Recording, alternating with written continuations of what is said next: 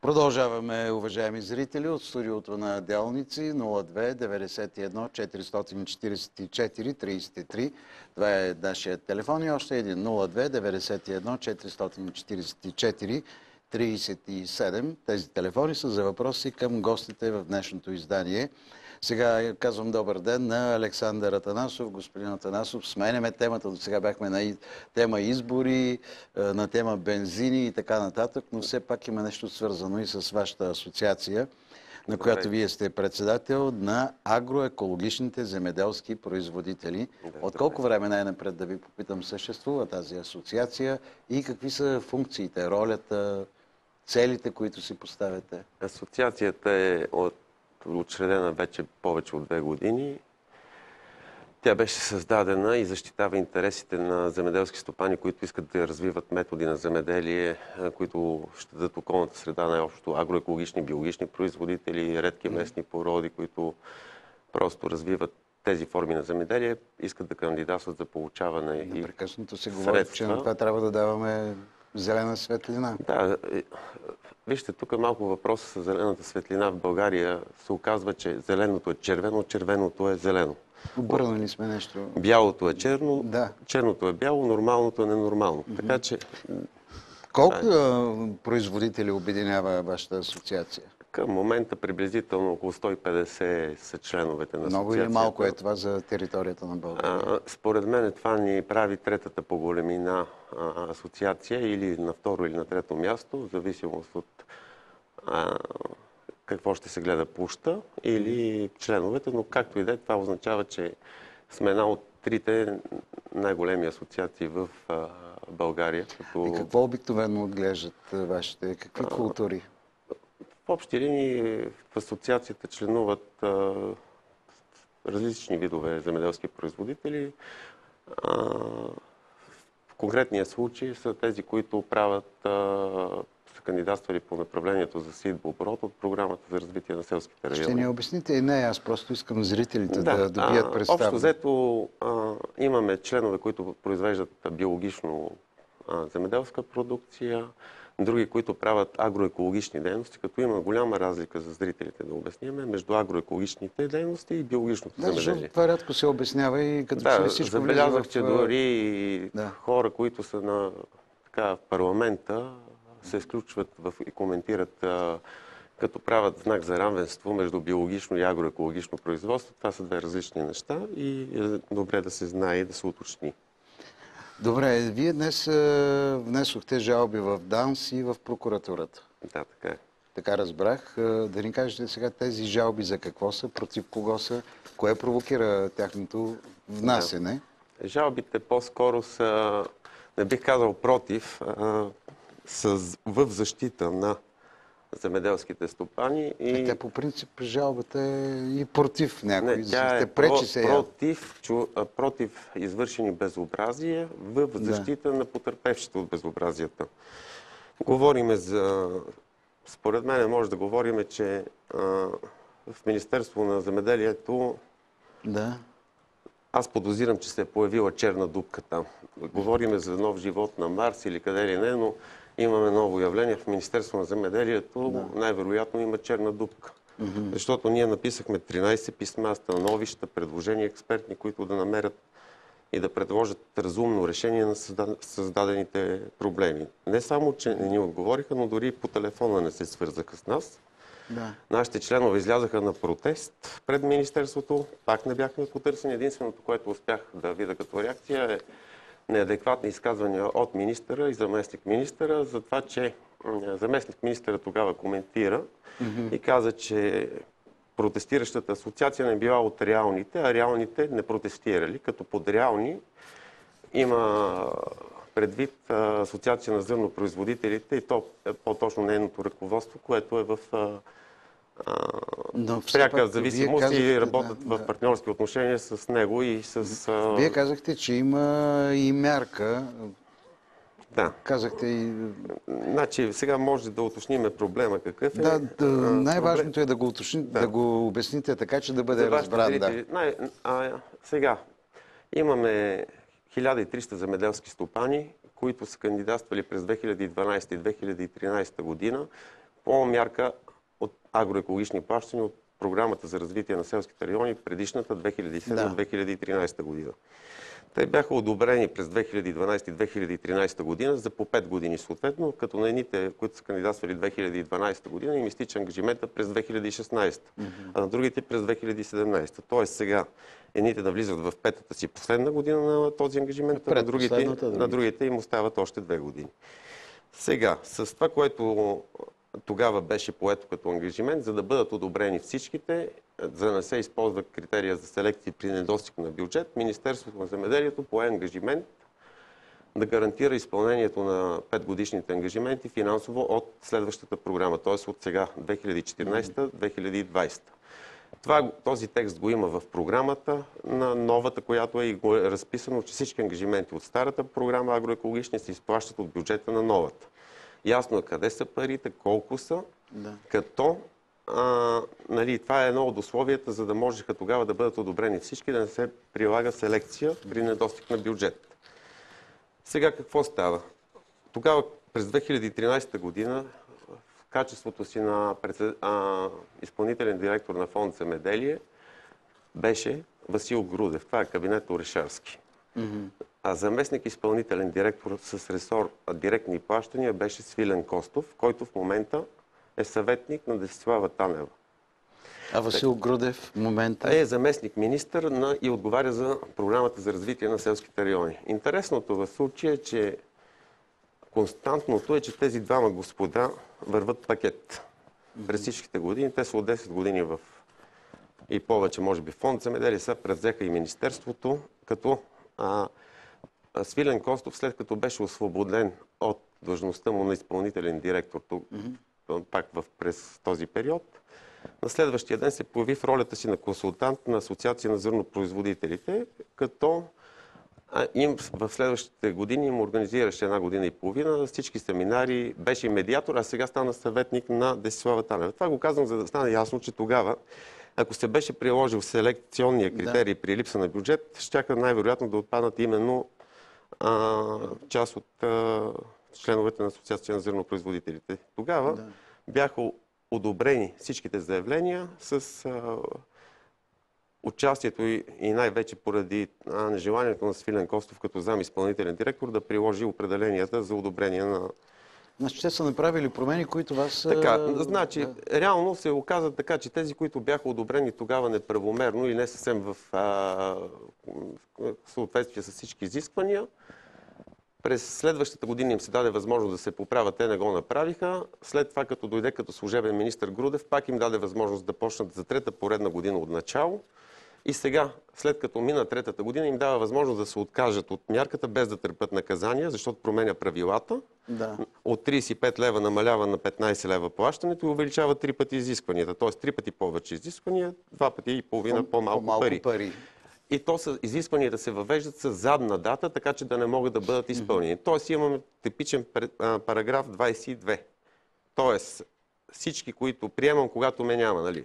Тук неизрядните стават изрядни, защото не могат да се търси в заден период, че са били неизрядни, а пък тези, които са изрядни, ако продължат, ще станат неизрядни, защото не могат да изпълнят новите неизрядни. С 2 думи полза, според това ще имат неизрядните. Защото новата схема, която се предлага... Така разбирам аз. Точно така. Точно това е логиката. Точно, наистина, не радвам се, че логически успяхте да проследите нишката, защото Грудев точно това казва. От началото на годината, навсякъде всичките му публични изяви, той казва, че пари за сидбооборот няма, въпреки че в наредбата и в програмата, която е одобрена, всички официални документи пише обратното. Значи аз питах, кое е истината, което Грудев казва, или това, което пише в законите и в наредбите. Значи оказа се, че истината е това, което казва Грудев, макар че то не отговаря на документите и на програмата, защото той направи едва ли не услуга на хората, за да може да им дигне изискванията, те да се откажат заради по-големи изисквания, за да не правили 2 години сидбооборот без да взимат пари. Той ги излага. Да е била целта. Точно така. Това е целта, за да може тези пари да останат, да не се дадат за тази наистина много полезна мярка за околната среда, защото по-голяма част, 4-5 от хората правят истински сидбооборот. Добре, вие не сте ли преговаряли с тези хора? Не сте ли се срещали? Не сте ли направили така, че да се стигне до някакъв диалог, който да доведе до добър завършек? Значи много е... Бих искал да мога да водя диалог с някой, когото го няма, но Да. значи, ако може така да се прави диалог, с удоволствие, но най-вероятно тогава съвсем ще изглеждам, че нещо ми има, нали? Ще говоря сам. Да, тук при мен е и становището на група селскостопански специалисти, които са го подписали, да не изброявам имената. Това са академици, професори, Да, известни от български ще ги учени. покажа ето техните подписи. Споделя се от доста академици, професори, старши научни сътрудници и така нататък, и така нататък. Това е становището. Да. Сега да покажа на зрителите и това, което вие изпратихте като жалба в Министерството на земеделието и храните. Да, сега вече във Висшия административен съд, чрез който обжалваме измененията, безумните изменения на Грудев. Което казват и между другото и учените, че тези изменения не са съобразени нито с времето, нито с периода, нито с земеделската практика, нито с науката като цяло, която и логиката на тази мярка. Добре, какво губите от цялата тази работа, ако тя се реализира? Така, това, което се губи е доверието на земеделските стопани, че имат тези агроекологични ангажименти са за 5 години, за да дадат резултат. Нали, това е идеята, че трябва да са дългосрочни, една и съща площ, за да се очаква да има стабилен резултат. Тоест, сега в момента с действията, които се предприемаха от Грудев и Министерството, се измениха условията, така че всички хора да не могат да ги изпълнят и да се откажат, за да се спестят парите, които са определени за тях, за да се раздадат за друго нещо, което те искат да ги дадат. Не ми е ясно. Те се отказват, връщат ли някакви средства? Не, нищо не връщат. Просто няма да могат да довършат това, което са започнали. Тоест резултата, който се очаква, няма да бъде достигнат екологични. И тук искам да се обърна и към госпожа Танева, да не бъде подвеждана в друг път, защото тя даде така публично интервю, в което каза, че парите били, тази мярка била 2012 година създадена, за да се усвоят едни 480 милиона евро, които се спасиха, между другото. И земеделските стопани ги усвоиха наистина по тази мярка с тези, които се платят тази година, за да не се направят загуби за програмата и да не останат неусвоени. Но целта не е да се усвоят парите, както тя каза, а целта е да се постигнат екологични цели.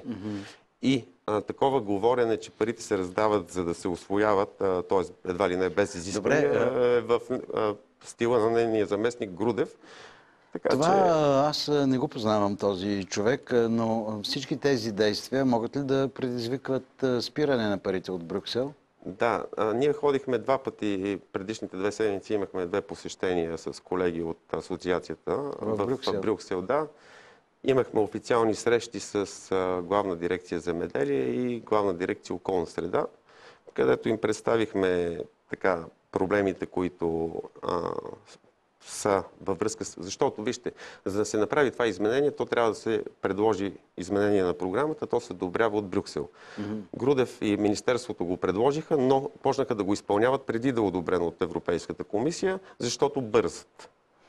И, съответно, сега, след като комисията се представихме и мнението на учените, изобщо доказателства за това, че абсолютно неправомерно не се постигат политиките и целите, за които са тези плащания, при изменението не е ясно къде ще идат парите и какъв ще е ефектът от тях. Няма анализи, няма обосновка. Единственото, което е ясно, че някои не искат това да се плаща, за да парите да идат някъде другаде.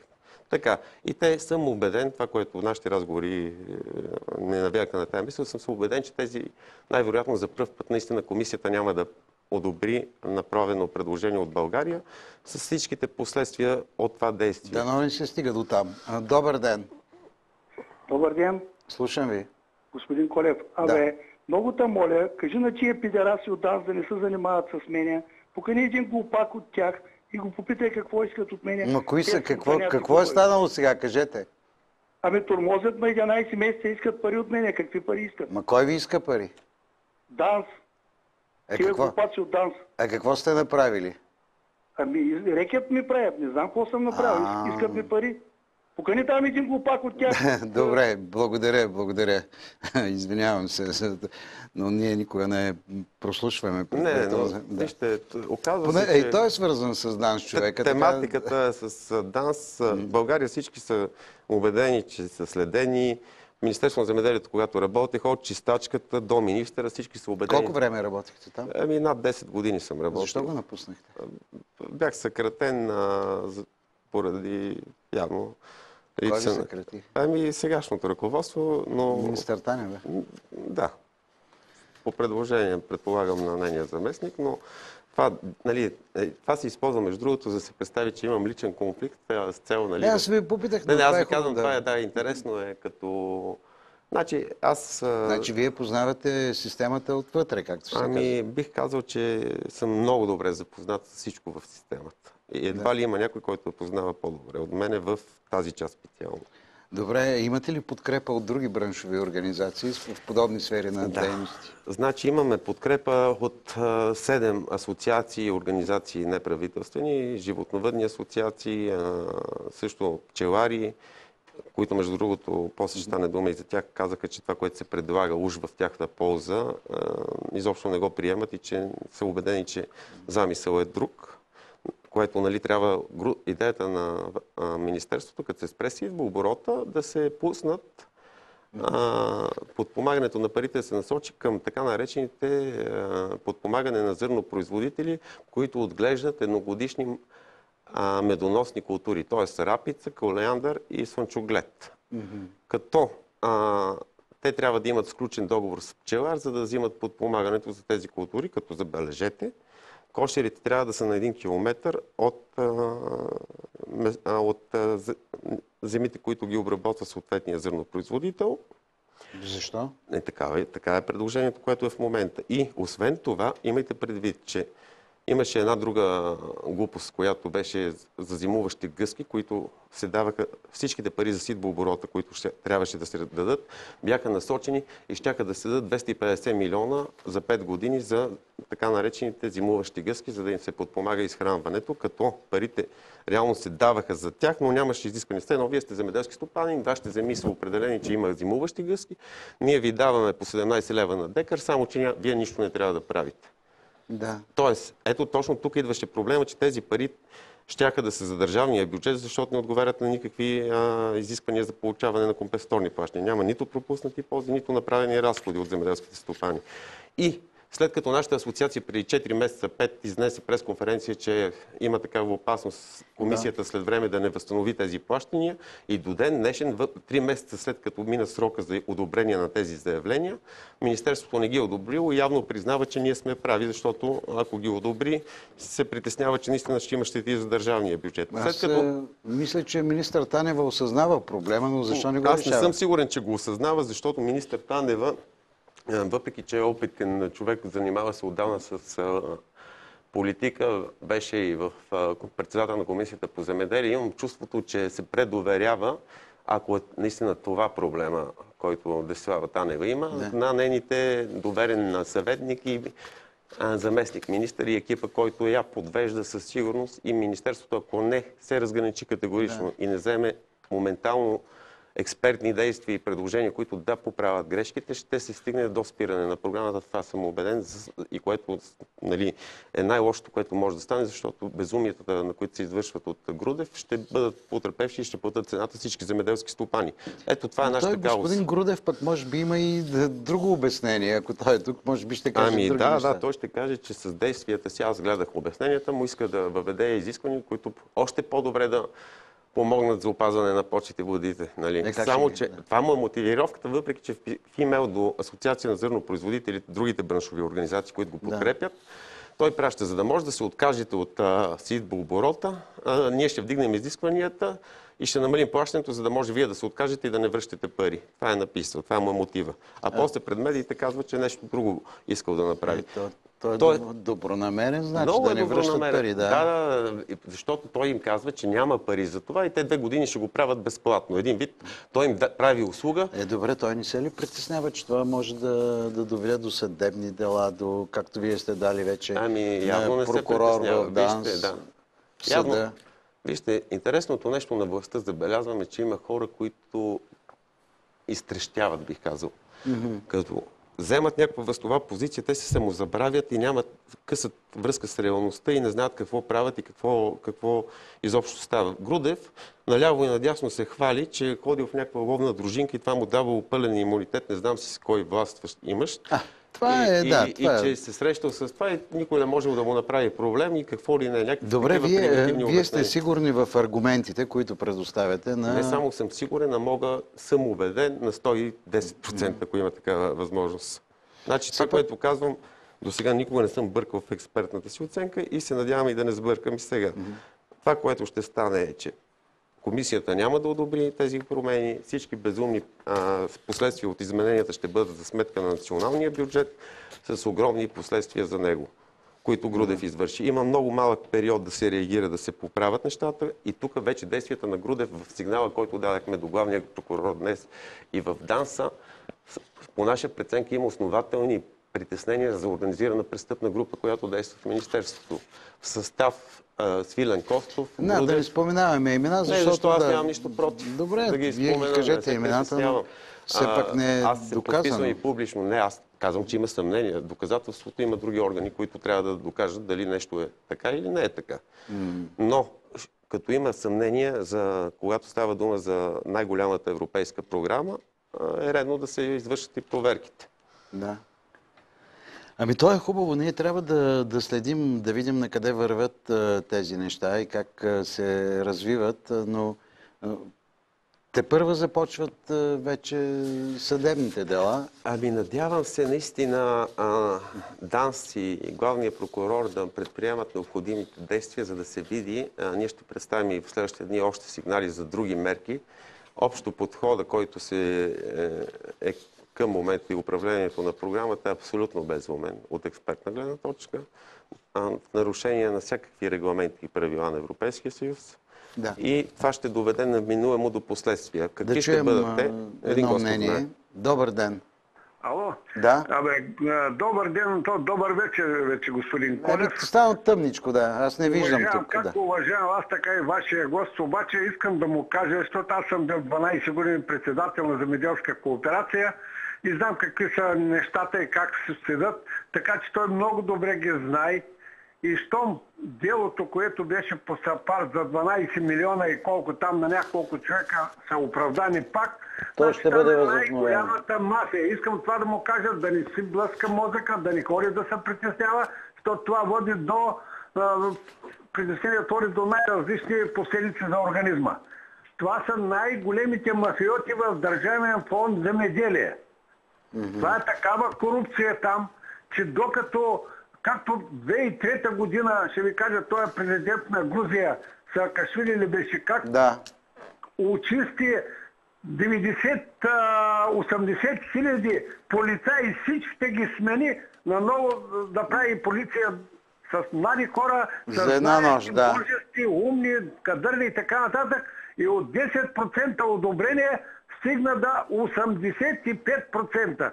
Така че при нас няма какво да ги галят, няма какво да ходят. Махат ги всичките, слагат им ножа и толкова. Няма да се оправи България иначе. Откъде се обаждате вие? От едно селце малко, Варненско. Добре. Поздрави на всички жители там. Зрителя каза нещо, да не си хабите нервите. Да, и каза и нещо друго. Аз се надявам да не съм като Саакашвили, поне само фонд земеделие 10 човека и в Министерството общо по 5 от двете институции да се сменят и ако стигнат до 85% одобрение, значи ще е добре. Така че... Добре, нямам чак такава амбиция да сменяме полицията. Кога да очакваме първите резултати? Значи, съвсем скоро ще бъде назначен във Върховния административен съд докладчик по делото. Защото след месец. Значи, до 2 седмици ще бъде такова. Ще бъде насрочено заседание за разглеждане на нашата жалба, където обжалваме изменението на наредбата и предполагам, че нали, чисто административно комисията, също европейската, ще реагира в рамките най-вероятно официално до края на месеца или в близки един месец по предложените промени с официална позиция. Тоест, чисто официални правни действия ще има преди нова година. Ще е ясно какво, предполагам, прогнозата ми е, че измененията ще бъдат отменени поради неправомерното им обнародване и издаване в противоречие с без одобрението на комисията и после в противоречие, защото ако не е одобрена, както се очертава, това ще е в противоречие на мнението на комисията. Така че съветвам всички земеделски стопани, които се колебаят какво да правят, да не се отказват от парите, които им се полагат за това, което правят и да не се отказват. В момента, след като се обнародва наредбата преди 15 на дена, тече така на 20-дневен срок, те да могат да се откажат от ангажиментите си. Всички от тях получиха обаждания от Министерство на земеделието и от службите да и ги не един път, а по 2-3 пъти да идват да се отказват, че времето изтича. Има още един въпрос към вас. Добър вечер. Ало. Ало, Слушаме. чувате ли ме? Чувам ви. Във връзка с това предаване, което го давате тук в... Да, прожектираме го, да. Кажете. Ало, чуваме ли се? Чуваме се, да. Чуваме се, говорете. И имам един въпрос такъв към колегата ви там, това началника към земеделието. Инженер Атанасов, да. Инженер Атанасов ли беше? Добър вечер, инженер Атанасов. Така. Здравейте. Аз съм... Чуваме се сега в момента. Чуваме се много добре, само си намалете звука на телевизионния приемник, защото така няма да стане. Слушайте ни през слушалката. Аз съм на 75 години. Да. Ало, чувате ли ме? Чувам ви, кажете въпроса. Въпросът ми е следния.